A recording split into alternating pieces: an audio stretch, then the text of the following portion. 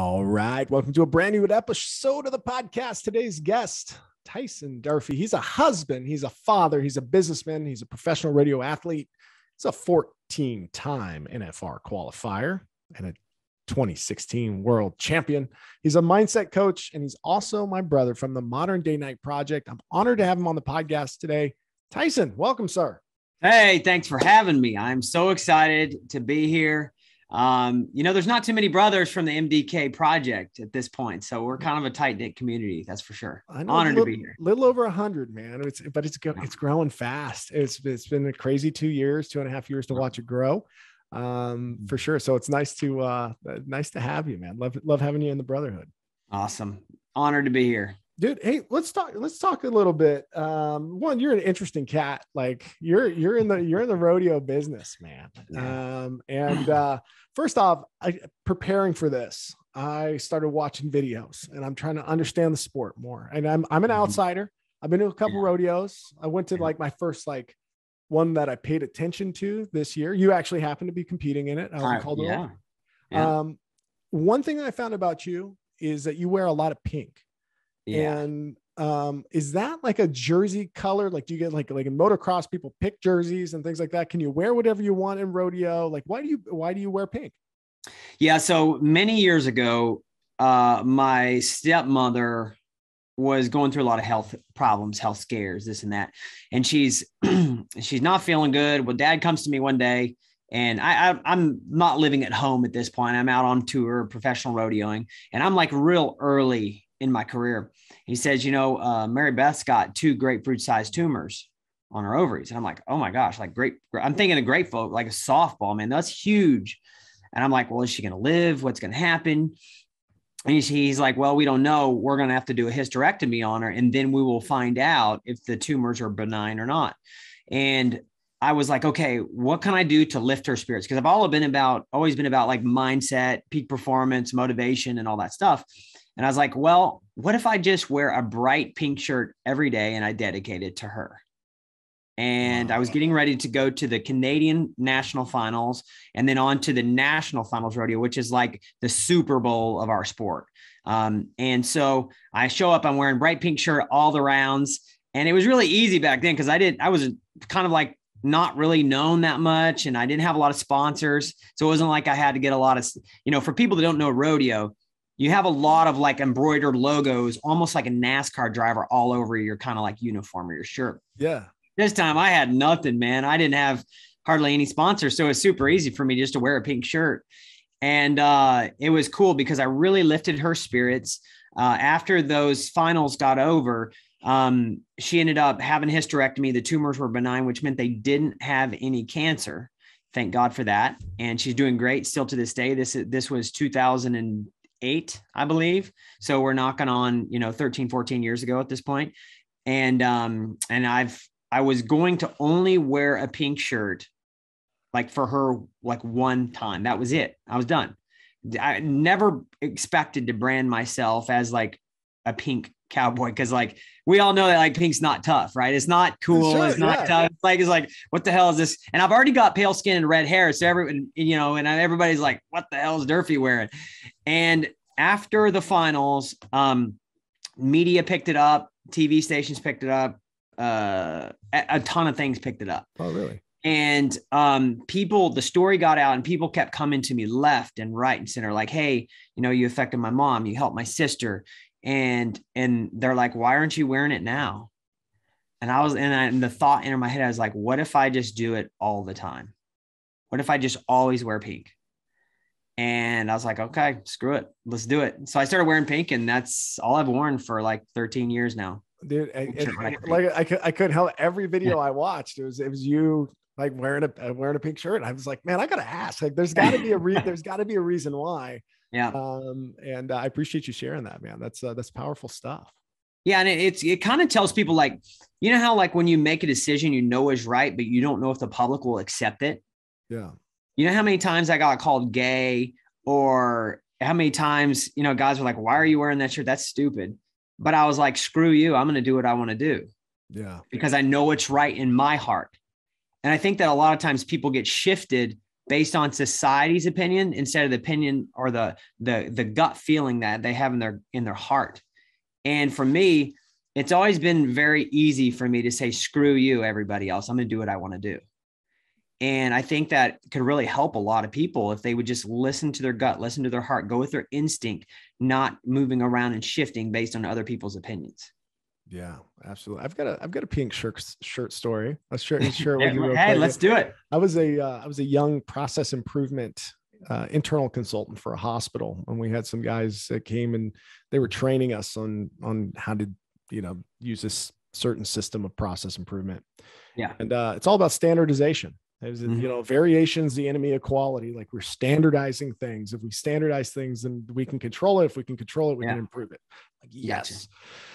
Gotcha. And I believe someone close to one of the consultants had been going through some breast cancer type things. So like, it was on the mind. They, had been involved in kind of the pink campaigns of some kind. Yeah. But then somebody had also watched the movie Mean Girls. Yeah. And in that movie, there's a line that says, on Wednesdays, we wear pink. Like, the girl's like getting her assimilated to, like, we wear pink on Wednesdays. So that was the standard they decided to set. So every Wednesday for 2 years, everyone on our team had to wear pink. Nice. While they were there.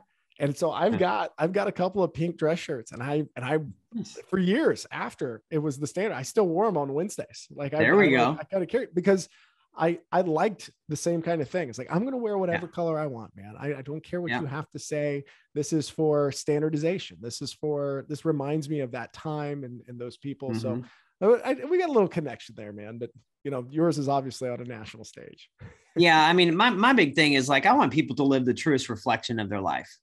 We all shift, we all mold based on our circumstances, what happens to us in life, what people say about us, but the truest form of you should always be brought to the forefront. Yeah. And for me, it wasn't about wearing pink. It was about doing whatever the hell I wanted to do to help somebody else.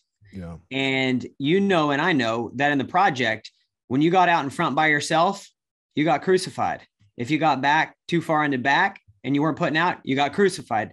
The name of the game was to help your teammate, to help your partner. And I think that really that's what life is all about. Like, I would rather be happily helping my brother than be miserably out front or miserably behind. And I think too many times, I love competition. I'm an incredibly competitive person, and I have been my whole life. But at the end of the day, it's like, if my platform can't help anybody else lift up, then what the hell am I doing?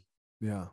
And that's what I like about what you're doing, what B's doing, Bedros is doing. Like, I just learn and sharpen from guys like y'all. I just learn and sharpen. And we may not talk on the phone every day, but I'm watching and I'm learning. And whether it's on social media or content or podcasts, whatever, like, I'm constantly just feeling it and breathing it in. And that stuff shaping me into who I want to be, not, somebody's opinion. I think more people really need to get that, because if they live their truest version of themselves, they will freaking win. They will win. They will get, the dream of their life. They'll get all that crap that they think they need. It's just hard to do when you have, a voice from your parents when you were 5 telling you, something that they were insecure about, or a kid somewhere else saying, you're too fat, you're too skinny, you're too slow, you're too white, you're too black, you're too this, you're too that. At the end of the day, it's like, screw it, man. I just want to be me. And people have to get this. They have to get that. This is a beautiful way to start the podcast, man. Screw it. I just want to be me, man. I want to be me. And I want to understand what that is a little bit here. Again, I'm not much of I don't know, understand a lot of stuff about the rodeo world. So you do tie-down roping. Is that what it's called? Yeah. Can you take me through, like, one, what got you into that? Like, were you a bull rider for a while too? Or like were you like, how do you get into these different sports and rodeo? And like, take me through that. And then I'd love to tie this back and kind of get to some of the coaching and the motivational stuff that you're doing, which is outstanding, by the way. Man, thank you. Thank you. But could you start me off with just give me an understanding of the sport and then how you got into it? Yeah. So rodeo is one of the oldest sports in America. It's way older than football. It's way older than basketball. I think the only sport in America is probably as old as rodeo is baseball. My specific event in rodeo. Now, when we're talking rodeo, we're talking 7 events. Okay. You got everything from tie down roping and rope and tie 'em up, which is what I do, to bull riding, which is, is probably the most dangerous of the events per se. It's what you think about. Like when you think about exactly. rodeo, it's like the picture of the bull, the PB, all that stuff. That's as a layman, that's what I get exposed to. Yeah, for sure. But my event within the sport actually is one of the foundational. So there's just a couple foundational events. One is tie down roping. So imagine there's a calf or a cow herd, and you're 1,000 miles away from anything. There's no fences, but this calf needs to be doctored. Okay. He's going to die if he doesn't get his medicine. It could either be foot rot. He could have bovine respiratory disease. He could have all this stuff. But the only way that you get that calf is you can't walk up and grab it because the thing's fast, right? They're incredibly fast. So cowboys were like, okay, we're going to have a rope, and we're going to swing this rope, and we're going to throw it over the calf, and we're going to rope it. And then we're going to get off the horse, and the horse is going to steadily but slowly back up like a winch on an ATV. So it's keeping it tight, and it's bringing the calf to you. And then we're going to tie it up, and we're going to give it its medicine so we can save its life. And then it's gone. We kick it loose back to the mama. That's how my sport started. Like a service provider to a veterinarian. Exactly. But this was way before vets. Like this we're talking 1800s, no fences, wide open ranges, just cowboy country as far as the eye could see. And so that's how my sport, and like all men do, we're like, hey, I can do this faster than you. I can do this better than you. We turned it into a sport. Like, hey, how fast can you do it? And now guys like myself and other professional athletes are doing it in like 6 seconds. We're literally chasing an animal. We're going, 25 to 35 miles an hour. When we rope it, we jump off our horse and we tie it up. And that can happen in like 6 seconds, which is insane, to me, because it was literally, 4 or 5 minutes in the day. So that's basically what I do. I got into it by my dad. My dad was like one of those crazy trainers where it was like, okay, we work 18 hours a day at training for our sport. We don't go to school dances. We don't play high school sports. We don't hang out with people after school. We just train. Now, my dad is a very addictive type personality, lovely man, great man, hardworking man. But when he fell in love with calf roping, it was a way of life. It wasn't just something that we did. It's from the morning you wake up at 6 to 6:30, you're feeding the animals, and training starts, 7:30, 8-ish, and training gets over at midnight. And so all day, every day, that's what we did my entire life. And so I really didn't have a choice to be anything other than what I am now. I mean, and looking back, I'm so thankful that my dad was like that. I'm so thankful that he was. But that's how I got into it. And a lot of people in rodeo, and it's kind of the mindset and the stuff I'm trying to shift, is like, to be a cowboy, you have to be born into it. No, you don't have to be born into it. You could come from I've got friends from Los Angeles inner city that are cowboys that want to get out of that inner city lifestyle and experience life in a different form. Right.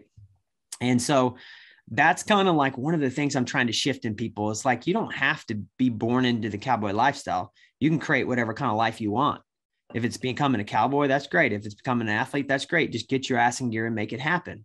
Yeah. Stop listening to the voices in your head telling you can't, and I think it goes into so many different subcultures of things. Like why wouldn't you? Like that acceptance is always tough. Either the incumbent group, the social norms within that incumbent group that like decides who's in and who's out. Like that's different. That's freaking difficult, high school, man. That's I know it's difficult to manage though, these cliques. It is these kind of that kind of mindset. But like to your point, being true to yourself. Like if you have a calling to be something, like if you want to be in a band that plays a certain type of music, if you want to be in a profession that does a certain type of thing, the prerequisites is that your heart's in it.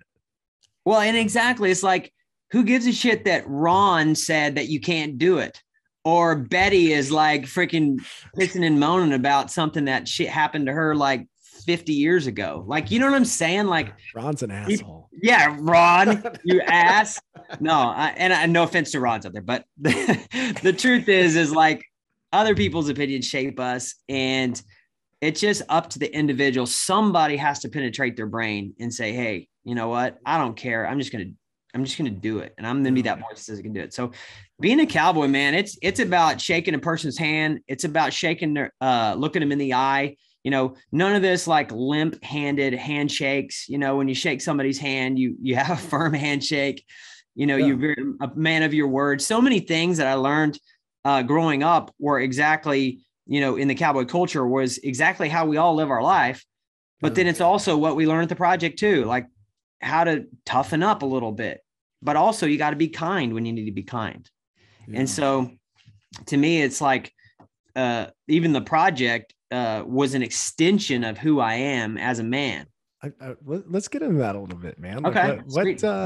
So for the listeners that heard me talk about the project, I've had all 5 project instructors on this podcast. Nice. In the past. And I've had a handful of guys, Andy Foe and a few others that have been through the project that have joined me on the podcast, Byron for sure, as well.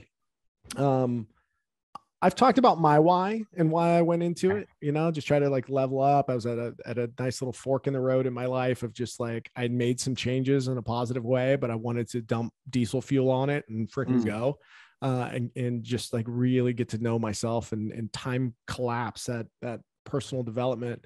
You know, I was doing it because I wasn't a very disciplined person. Okay. You know, I had discipline in my life. I was getting things done. I was productive, but I was short selling myself. You were doing this profession for years. You've got the cowboy way of life, those kinds of things. Like, I imagine your why is a little bit different. What was the project like for you? Well, why did you go? Man, honestly, there is multiple reasons. You know, so I'll rewind a couple of years ago. I'm a world champion. I'm on top of the world. And the day after I won my world championship, it was like, I've been working for 29 years for this one thing. And I'm by athletic standards, an old man comparison to the rest of the field. And I just kicked their ass and I won this world championship.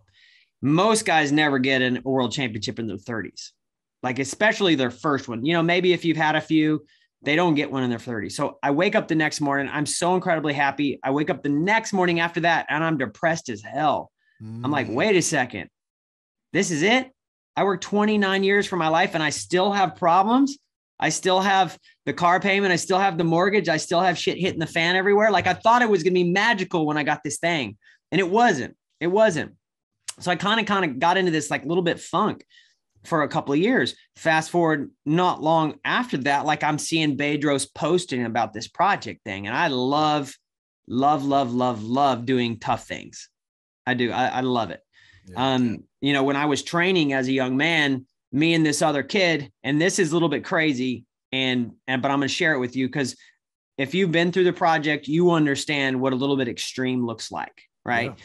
So we would literally stand over each other with a rope. And if we made a mistake, we would whip each other over the back with a very thin rope, kind of like a cord on a vacuum cleaner. Oh, snap. And so anyway, I actually liked doing it because I didn't make that many mistakes. And this kid made a lot of mistakes and I got to whip the crap out of him. But he did get to tag me a few times. And so I've always liked this extreme stuff. Yeah. I've always liked, you know, pushing myself to limit extreme things. Yeah. High table stakes. Yeah. High table stakes. And when I went in the project, like I was so comfortable in my sport. You know, I'm in 14 times to the Super Bowl of what I do. I've been a world champion. I have great endorsement deals with big companies. I got all this stuff going my way, but it's like, I'm still not complete. I'm still not complete because I know what's going to happen tomorrow. I know the schedule. I know the routine. I know how to manufacture success in the arena, but I don't know how to manufacture success in the project. I've never been yelled at like that. I've never been pushed like that physically. I've gone many days without sleep. So that one was a little bit easier for me, but not eating pretty much and just really pushing myself and bleeding and operating with cracked ribs, you know, like I had not done it that long ever. And so that's really why I was in it, was like, okay, I want to find out what the younger, tougher version of Tyson looked like. And I want to resurrect that SOB. Yeah. I want to bring that little guy back out, that little redheaded kid that had a mullet and have shaved sideburns or shaved head on the side that was tougher than a freaking nail. That's the kid I want back. And so that's why I did. That was my why. I wanted to be younger, tougher, and also wanted to be a protector of my family. Okay. I got beat up really bad by a gang when I was about 20, and it took all the fight out of me. Not all of it, but I would talk my way out of situations instead of confronting them head on. And when I got beat up by that gang, it could have very easily taken my life. So I wanted to resurrect the younger, tougher version of myself that wasn't afraid to confront things and wasn't afraid to fight. And at the end of the day, it did that for me. Since the project, I've been consistently testing myself with, my weapon handling capabilities, and obviously my physical body, pushing myself to new limits, but really being comfortable in intense situations. Yeah. And so my why is kind of broad, but it is to bring out the tougher version of myself so I can be a better protector of my family and then also be a better athlete. So that's really what my why was. Did you ever think about ringing the bell while you were there? Two times. Two times. I had two times too. One time I got jacked up in the surf. I did. I got jacked off. I got rolled in a wave. We were doing this thing, and I don't know if y'all did it, but our group was huge. Like there's a lot of dudes, and on the surf, there was a couple of dudes that rang the bell. But we did this thing where we swam kind of underwater underneath the other guys, and they were in like a bear crawl position, and somehow a wave hit or something, and it kind of like smashed us all. And somehow I felt my ribs, like, I don't know if they cracked or broke or separated or what they did, but I felt a massive like string of pops in my ribs, and it hurt so bad.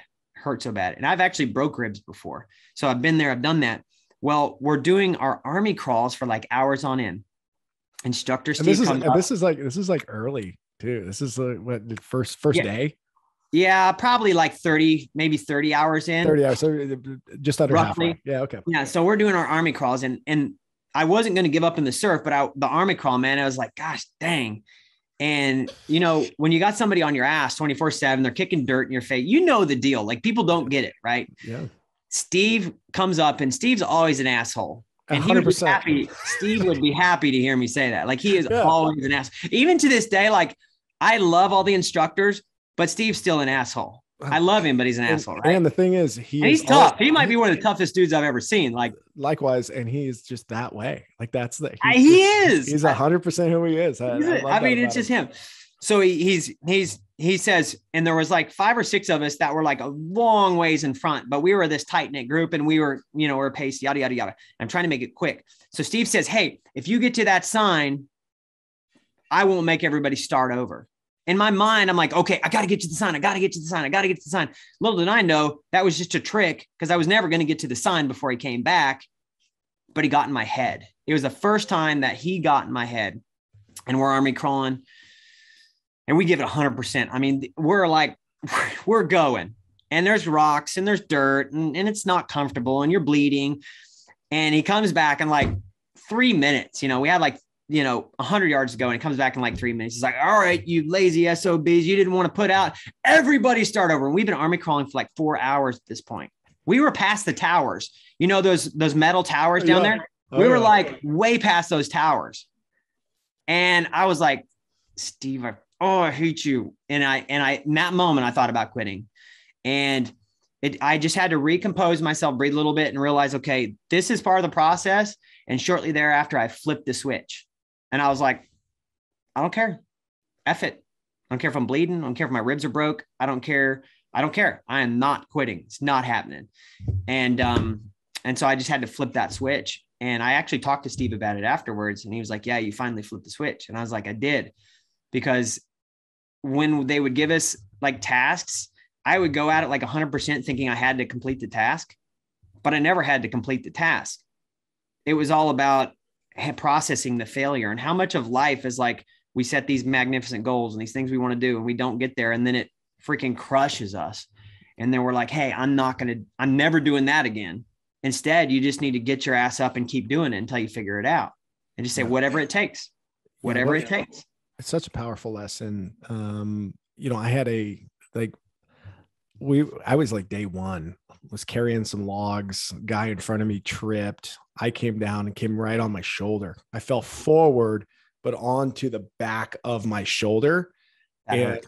doing a push-up, doing anything was just terrible. And then I just started trying to give myself every excuse I possibly could and every like whiny sound that could come out of my body to just like show the instructors I was in pain and all this other, like feel bad for me. And Like then I'm like, go easy on me. Like, and they just turn it up. And Steve, Steve annihilated me for about an hour and like kept putting about 30 pounds of water on my legs. And I had my legs like sitting out like this. And, people who listen to this podcast, you might think Tyson and I are probably a little crazy talking through this. Cause like, we're comfortably, kind of talking about other people, like forcing us to, nobody's forcing you to do it. You're selecting to be there. You said, I want this challenge. I'm going to work through these types of things. Greatly benefited us on the other side. So there's a perspective here that you might be missing if you're listening. Yeah, exactly. But it is done with the absolute best intentions to help you break through whatever it is that you need to break through in order to get to that place where your volume knob on everything else is turned way, way down. Yeah. and that's what happened is I kind of came through that. It took me probably another 20 hours after that moment, or I considered ringing the bell once or twice. And then I was just like, you know what? I made it here. I'm making it out of this other side of this thing. I'm going to commit and go. And I was able to flip that switch, but I don't know, man. That thing was 76 hours. I don't know. No, I'm kidding. I did tell you at the end, like towards the end, I could literally feel my body breaking down. Yeah. After and you get to hour 70, you're getting through. Like you're not giving up at that point.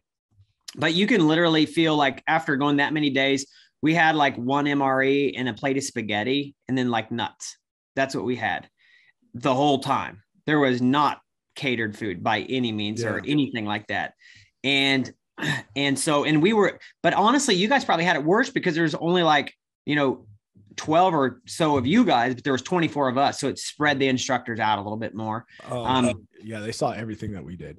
But I personally felt my body just like completely breaking down towards the end. And had I thought that the end was another 24 hours, maybe I could have took myself to a place mentally, but I can honestly tell you, it was the highlight of 2021 for me doing the project and graduating. Probably top 2 or 3 experiences of my life. Similar.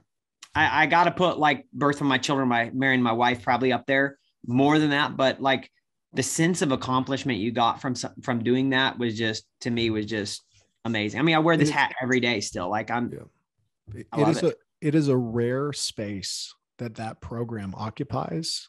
And it is not a one and done. It truly is a group of people still continuing to support each other and help each other through life. And you're doing life together. Like you're just every now and then checking in. There's so many cool people like yourself that have joined this group. That's like all these different perspectives and these different things. So fun conversation, man. MDK project. And people got to get involved. Like they got to test themselves. Yeah. Like with my coaching program, it's like, okay, it's an accountability coaching program. It's not like, okay, here's personal growth, here's development, here's what it looks like with Tyson teaching you, but hey, there's accountability along the way. And, I'm sending out texts, I'm asking for voice memos. I'm like, hey, I'm engaged. And I think that's the one thing that a lot of people don't get. They get comfortable in their damn life and they live in their 4-corner wall area and they're comfortable. And comfort is the enemy of chasing dreams. You cannot be comfortable and achieve anything of great success in this world. Nobody's done it. Comfort, you think you want comfort. You think you want that 401k that'll pay you $5,000 a month. You think you want this. You don't want that crap. Yeah. It is an enemy of who you truly are. Well, that's why. No, go ahead. Sorry. Oh, I was interrupting one, but 2, it's just, that's, Steve, complacency kills. Yeah. I was listening to Order of Man, Ryan Mitchler, the other day. He was talking to Dave Ramsey, and he was Dave Ramsey said something really interesting that kind of impacted me in this way. He's like, it's better to be bad than okay. Yeah. Because then at least when things are bad, things need to change. But when things are okay, they can be okay for a real long time and you'll never realize your potential. And that stuck with me. Like I've been thinking about that a lot lately. It freaking drives me nuts. okay means wasted 10 years, wasted 20 years, wasted 30 years. Pretty soon you wake up and you're 50 and you're like, what the hell did I do with my life? Did I do anything that I wanted to do? Did I make this money? Did I have the family that I wanted? Was I present with my family, or was I thinking about my job when I was supposed to be with my kids? Like, people don't get it. They don't get it. It's stealing and robbing their life away from them. And it's like this slow asphyxiation. Yeah. It's just so slow. And then you wake up one day and you're like, what the hell happened? Life does not have to be that way. It shouldn't be that way. As a matter of fact, it should not be that way. And the only way you get out of it is by being uncomfortable. Get comfortable being uncomfortable. Cold shower. Okay, screw it. I'll take a cold shower. Got to run 5 miles. Like, I went and ran 5 miles the other day just because I hadn't ran at all since the project. And I got in, I'm like, I hurt. Yeah. But like, who gives a crap? Yeah. Like, I'll be fine. Well, not a big deal. I did that Suckfest not too long ago. And I did not train for that at all. Did you? Wow. Yeah. Well, so like, my regular workouts, but I've got, the excuses are everybody's got them along, but I've got some issues with my knees. It's hard for me to run long distances, even over anything over 8 or 9 miles. Like, I start to have quite a bit of problems. And so I'm looking at there, I'm like, 27 miles, like, that's a bear. But Abe here in Boise, he's a class, I think 5 or 6. And he owns a gym out here as well. And we're like, all right, we're just going to go do it at your place. And he hadn't been running either. Really? And so we had just been working out, and we're like, dude, we're project graduates. Like, of course we can run 27 miles and do 15 reps of 2 exercises every 0.2 miles. Like, of course we're going to do it. Yeah. It's like 4,000 reps too, just so everybody knows. Yeah. It's 4,000 reps. And then, a lot. 27 miles. And so we just did it. And the thing that we were both frustrated at is that we could have done it faster. Like, we're like, man, if we would have trained, that would have been the only difference. We knew we were getting it done. Yeah. But when we took an ice bath after, it's funny. I got a picture, we're facing each other. Like, we just stacked it with ice and got in project style. And that's the thing that we talked about while we were in the ice bath for 4 or 5 minutes, was like, you know what? Like, it would have been nice to finish this faster. And we're like, all right, next year we finish it faster. Yeah. But you got to do that stuff, man. You got to just say yes and go and disrupt it and agitate so that you can grow. Yeah. 100%. I mean, I've always liked special forces operators. I mean, whether our personalities match or not, you got to respect what they go through to do their job. And there's a lot that regular civilians can learn from those kind of guys. Yeah. And it's something that, like, I wish that when you get into high school, every single kid has to go through a mini hell week. They have to when they get to high school. You know how much less, like, he said, she said BS that they would have to go through? How much ego would dissolve? How much less it would be like, can you believe this? He pushed me. Oh my gosh. Well, so he pushed you. So what? Like, that's not that big a deal. Like, it would create a thicker hide on our youth. And that's, to me, is like, we have drama, but we have it in a different form than I had it. There wasn't Instagram. There wasn't Facebook. There wasn't all this stuff where people could not talk face to face and then tell the world what you did. Right. Yeah. And our kids have to deal with a lot of crap that we didn't have to deal with. And so I think if they could do some tough things, and I was actually talking to Steve about it, I'm like, hey, how do you raise your kid like Tyson to be so tough to do this stuff? Because he's like, oh, we did a 127-mile bike ride and he was only 6, and we hiked the Chino Hills mountains for 24 hours straight. I'm like, dude, he's like 10 now, He's like, you have to start introducing tough things to your kids by design at an early age so that when they get to something tough, it's not that big a deal. Yeah. And so through your, and you were talking a little bit about your coaching coaching program before I interrupted you. So like, I was looking on your website. Do you teach people the rodeo side of the house too? Like, yeah, so I do. Yeah. Help me understand that. Yeah. So I have 2 different coaching programs right now. Number one is the No Limits Mentorship Program. So if you're an individual out there, you're wanting to learn how to rope, you want to get involved in the sport, I have a complete mentorship program, and it's quite hands-on, where I coach at this point several hundred other younger athletes. And so that's for the ropers out there that basically want to go through the footpath that I did. I have a framework. I have everything lined out for them as to what to do, when to do it, how to do it. And I deliver a ton of trainings, but it's for the ropers out there that don't know how to get from A to B. Somebody that loves the sport, wants to be involved in the sport, but doesn't like, where do I start? They want to be wearing that pink shirt in the Super Bowl of roping. Yeah. And so that's for the ropers. Now, my peak performance stuff is all TDX coaching, and TDX stands for totally devoted experience. A lot of people think it stands for Tyson Durfey as TD, but it stands for totally devoted. And that's basically an online coaching program where I deliver a mini course every month.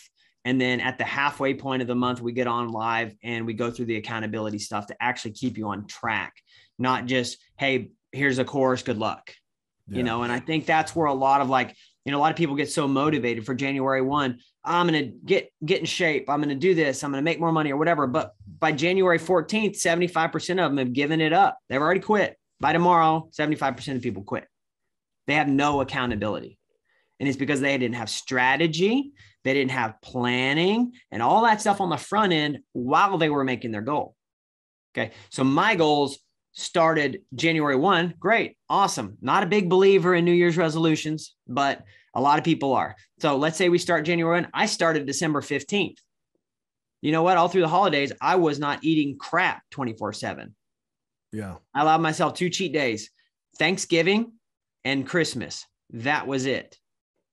Yeah. It wasn't snack, cheat, snack. You know what I mean? So I started with planning, with preparation, with goal setting, and all that stuff leading up to it. That way, I'm actually one of those people who succeed. And that's where a lot of people miss it. They get caught in this cyclical loop over and over and over again. They want to quit drinking. Okay, we're not going to drink. Well, then they get into a fight with their spouse. And then they're like, oh, I just need one. One leads to six. Six leads to a divorce. You know what I'm saying? They just get caught in this cyclical thing instead of saying, okay, I'm not drinking again. I'm going to cut off my friends that I drink with. We're not going to drink anymore. We can have phone calls, but we're not going to go hang out.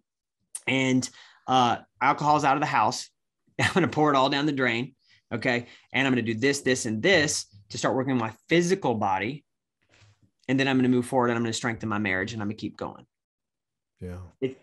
People get out there and they say, I want to do this based on emotion. And the emotion is good to get you moving. Emotion means in motion. So you're getting in motion, but with the emotion needs to come planning, strategy, and accountability. If you don't have that stuff, you'll fall right back in the same loop that you've been in your whole life. Were you always interested in helping people work through like barriers, mindset barriers, those things? Like, did you find yourself doing that just kind of naturally early in your life? And then, you know, as that progressed, you kind of systematized it? Or is this something that you kind of epiphanied and it's like, you know what, I have value and a skill in this space and I really want to help others? Well, it's kind of like you go back 30, 40 years ago. My dad's been a trainer at what he does for, 50 some years now.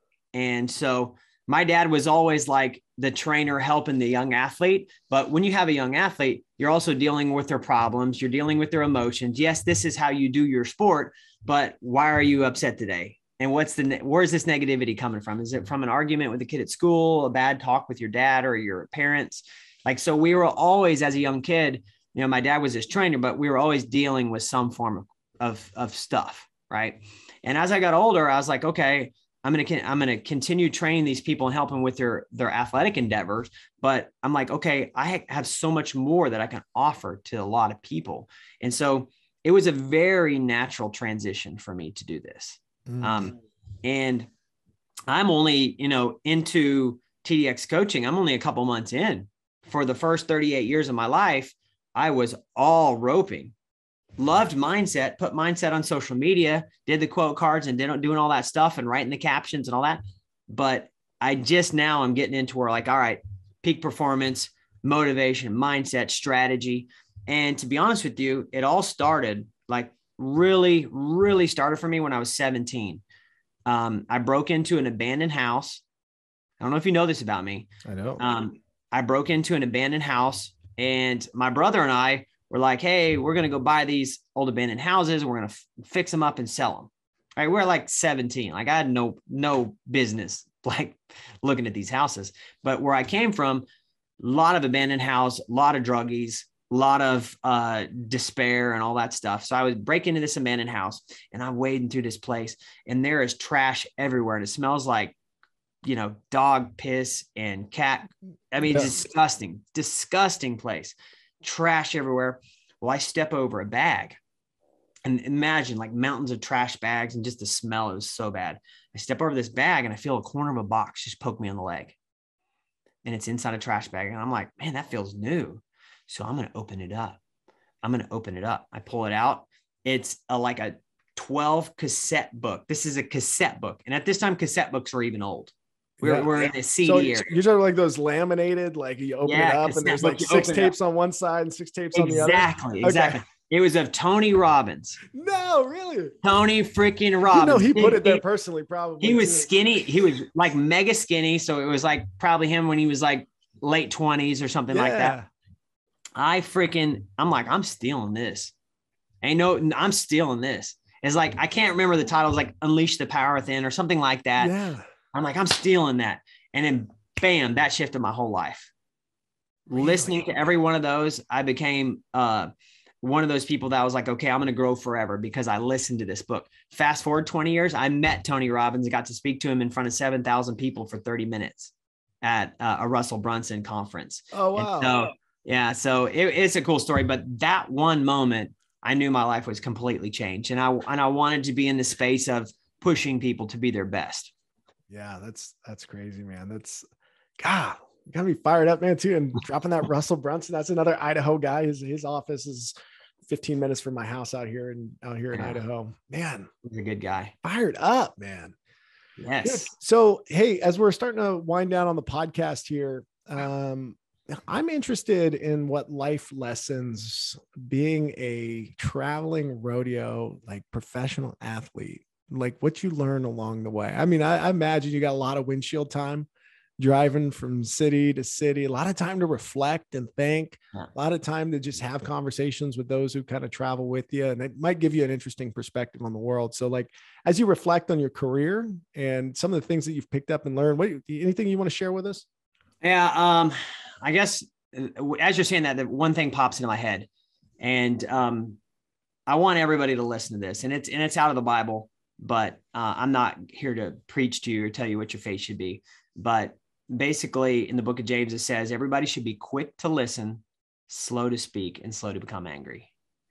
And when I read that the first time, I'm like, man, quick to listen, slow to speak, slow to become angry. I didn't like to listen. I love to speak before I thought about anything. And I was angry like that. I don't know if anybody can see this, but I kind of have a reddish tint to my hair. I'm pretty much full blood Irish. And I had to learn on both sides, right? So I had to learn to control my mind. I had to learn to control my tongue. I had to learn to control my temper, because my temper got me in a lot of bad situations when I was young. It shattered my leg. It got me beat up by a gang of guys. It got me in a lot of bad situations. And I think one thing out there, if people could just listen a little bit more. Everybody likes to talk and sound important, but sometimes the most important person is the one who listens the most to somebody at the right moment. We've all got that person in our life that really needs us. Yeah. We've got that person in our life that is freaking struggling. Right now, I'm going through it with a really close person to me. And I've never been there for this person like I am right now. We're blood. We've known each other my entire life. And this person is going through hell. And all I have to do is ask a question and sit back and listen. And he feels better. So I think the one thing that I would tell people is, and this took me years to master, but be very quick to listen to your brother, to your sister, to your friend. Be very slow to speak. When you speak, ask the right questions. Be strategic at the thing that comes out of your mouth. Don't just blurt. Okay. If you're not adding value to their life, don't say it. And at the end of the day, if you can control your temper and your anger, you're going to go so far in this world, because you can think unemotionally and you can think logically. And so many times we never spend time to sit back and say, what triggers me as a human being? Yeah. Why do I always get upset at this thing? Is it actually because of what this person said, or is it because of something that happened to me in my childhood that I haven't dealt with? And at the end of the day, if you can learn to reflect and look inward and say, all right, I'm going to get to the root of this. And when this person says that, I'm just going to say, okay, so Yeah. no big deal. I've been grappling is one, what a succinct way of pulling that point forward. I think I know the title of this podcast episode for sure. This is something that I've been grappling with a lot too. I've been thinking about humanity in general. And like, I've kind of found myself, like, I have a lot of like optimism for us as a society, as a collective group of people. I also feel like there's some things that are happening in this world that I can't wrap my hands around. The way that we're interacting with each other is obviously changing. Technology is obviously the thing that we're immature in how to use, and that we're struggling with when it comes to like human connectivity. And like, I've been big on trying to give other people grace, and when I say grace, I mean, just like, understand that the way that they look at the world is highly variable compared to the way that I look at the world. That I need to understand that their point of view, where they're coming from, is totally different. Doesn't make them bad. Just means that that's the information that they've been digesting and the perspective that they have today.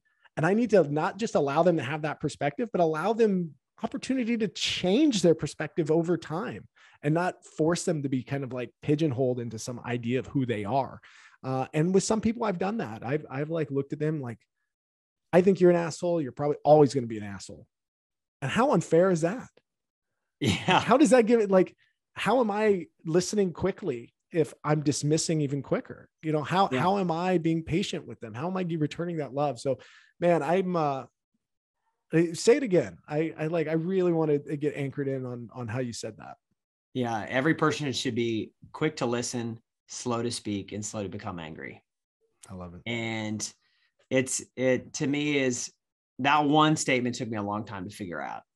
And I'm a Christian, but to be honest with you, I wasn't a Christian for a long, long, long time. I read the Bible only to gain knowledge because I wanted to be smarter and more intelligent. But there's a lot of wisdom in that book, whether you are or not a Christian. There's a lot of wisdom in that book. And that statement changed my life. Yeah. It really did. And I'm still working on it. But I think that's the great thing about life, is we're all a work in progress. Like, and what you're going through, somebody else has been through. Like, finding common ground, saying, hey, you know what? I'm really struggling with this.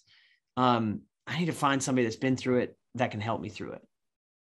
And get out of your own skin and let go of pride and put it all away. Like, and not to bring up the project again, but the toxic cognitions, when we actually sat in there and talked about our biggest hurdles in our life, the traumatic experiences that we went through, was probably one of my favorite moments of the project. Same here. Because as men, we don't talk about the tough stuff. There was men talking about being molested as kids. There was men talking about, suicides of the parents, and how it affected them. I mean, it was just crazy stuff. And I can honestly tell you, the most alive I've ever felt is when I gave somebody a comforting word in the right moment. And that happened because I listened. Yeah. Well, man, we're winding out of time here today, and I appreciate you for this hour. What are you fired up about for 2022? And then where do people find you? Yeah, you can find me anywhere: Instagram, Facebook. I'm pretty much on most social media platforms. I don't do TikTok. Sorry. I haven't figured that one out yet. And I only have so much time, but I am on Instagram and Facebook. Yeah, I mean, I'm excited about just coaching and helping people. Yeah. I want to figure out, like, I feel like everything's on my shoulders. Right. So if I'm coaching somebody and they're not getting done what I think they should get done, I'm never a coach that's like, why aren't you doing that? Why aren't you doing that? No. How can I change my approach and reach that person in a different way to get them to take action? Right. And so I'm excited about coaching. I'm excited about performing. I want to be a 2022 world champion roper again. That's the goal. But I'm working my ass off for it. I believe it'll happen. A little bit of God's grace and a lot of hard work. I think it could. So that's really it for me. I want to push, motivate, inspire, and I want to help people. Whether I can serve you on Instagram or Facebook, just by checking out my content, my podcast, Tyson Durfey Show, just go there and check it out. And if you want to take it to the next level, you can check out my mentorship program or TDX coaching, or you can contact me and we can work one-on-one together. So, that's really, that's what it's all about, helping your brother, man. Dude, well, I am so impressed to get an opportunity to really have a longer form conversation with you, man. Like it's what I expected, and more motivating, powerful. Love, and best of luck to you, by the way. Thank you. In the upcoming year and all the cool things that you have going. I'm looking forward to connecting with you. Hopefully your stops in the 2022 year bring you through Idaho. And if it certainly does, I'll certainly be there, man, and to support. So Tyson, thanks for being on the podcast, brother. Thanks for having me, brother. Much love to everybody.